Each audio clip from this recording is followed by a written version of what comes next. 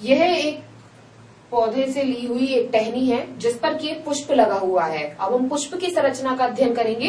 तो जिस माध्यम से ये पुष्प इस टहनी से जुड़ा हुआ होता है वह पुष्प वृंत कहलाता है। यहाँ से अब हम इसको तोड़कर इससे अलग कर लेते हैं और पुष्प की संरचना का अध्ययन करते हैं। तो ये जो पुष्प है, मैंने आपको बताया था इसकी संरचना के बारे में कि यह पुष्प वृंत के द्वारा एक टहनी से जुड़ा हुआ रहता है। इस पुष्प वृंत की से अब इस पुष्प की जो बाहरी संरचना है वह यह है, ये कहलाते हैं बाह्य दल, जो कि बंद रहने पर एक डोरी के समान रहते हैं इस तरीके से, और खुलने पर यह चक्र इस तरीके से खुलता है। जब ये चक्र खुलता है तो इस बाह्य दल के अंदर ये जो लाल कलर की जो पत्तियां हैं ये दल कहलाती हैं। दल का चक्र पाया जाता है इसके अंदर। और अब इसके अंदर इन बाह्य दल और दल के अंदर ये जो देख रहे हैं आप, यह है पुंकेसर, इस पुष्प के नर जनन अंग। और यह जो एक बीच वाला भाग है यह कहलाता है मादा जनन अंग, स्त्री केसर।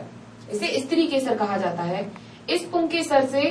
इस पुंकेसर में परागकण उपस्थित होते हैं और यह मादा जनन अंग होता है जिसके ऊपर की वर्तिकाग्र होता है। यह लंबी पतली संरचना वर्तिका कहलाती है, जो कि नीचे अंडाशय के माध्यम से पुष्पासन से जुड़ी हुई होती है। पुष्प की ये सभी अंग जो हैं वो इस पुष्पासन से जुड़े हुए रहते हैं।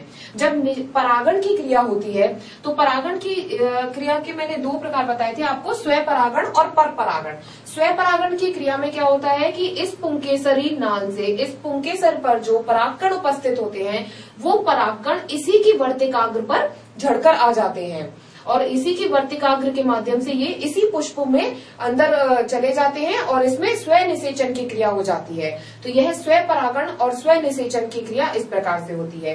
पर परागण में क्या होता है, जैसे कि ये टहनी है, इस पर ये एक पुष्प लगा हुआ है, इस पर यहाँ इसी टहनी पर इस पर दूसरा पुष्प लगा हुआ है यहाँ पर। तो जब पर परागण की क्रिया होती है तो इस पुष्प के पुंकेसर झड़कर इस दूसरे पुष्प पर आ जाते हैं, दूसरे पुष्प की वर्तिकाग्र पर आ जाते हैं और यहाँ पर निषेचित हो जाते हैं। तो यह जो क्रिया हुई यह पर परागण की क्रिया हुई। जैसे कि मैंने इसमें बताया था कि यह दूसरे पुष्प से झड़कर और इसकी वर्तिकाग्र पर आ जाते हैं। इस प्रकार से पर परागण की क्रिया होती है। अब आप ये इस पुष्प की संरचना को देखेंगे। इस पुष्प में क्या है, यह जो पीले कलर की है यह बाह्य दल है। नीचे जो है हरे कलर का जो चक्र है आप देख रहे हैं यह बाह्य दल है। ये पीली कलर के जो कि कीटों को आकर्षित करने के लिए होते हैं, रंगीन कलर के ये दल पाए जाते हैं। अब हम इन दल को अगर अलग कर देखते हैं, जैसे कि इनको हम हटा देते हैं, ये दल का जो चक्र है इसको हटाने के बाद आप देखेंगे इसके अंदर कुछ चिपचिपा सफेद कलर का इस तरीके से ये चिपचिपा लसलसा पदार्थ होता है और यह पूरा चक्र खुलने के